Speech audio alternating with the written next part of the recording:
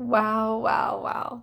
All I can say is wow. I am staying with Mitch and Angelica Sadar from Sadar Psychological and Sports Center, and they were the reason I got into neurofeedback. And being here is incredible. I am being reminded so much about the basics of why I fell in love with neurofeedback. The simple ideas of our brains being feedback machines, and how when we show the brain itself, it wants to help itself, and so it will. And I'm so excited to share this stuff with you guys. There are just a few tidbits from today that I want to encourage you with, so I'm going to get my notes. Okay. Our brains have fallen into patterns that are not optimal because of experiences that we've had in our lives. We are able to see that on the EEG in different waveforms. And we know what the different parts of your brain should look like in terms of how high the power is and how fast the waves should be moving. And if your waves aren't moving fast enough, then they can't pick up the chemicals in time to get them around your brain where they need to. And so it's really, really important for us to moderate that speed and that intensity. When you give the brain feedback, it really does try to help itself, and the brain doesn't really need very much of a nudge.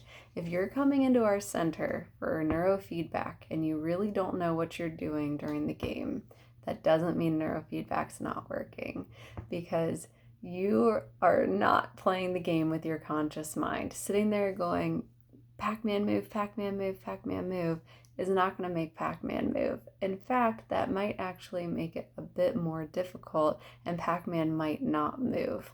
When you calm yourself and you relax and you get in that perfect state of focus but calm, that is when Pac-Man moves. That is what your brain actually thinks focus should be and look like.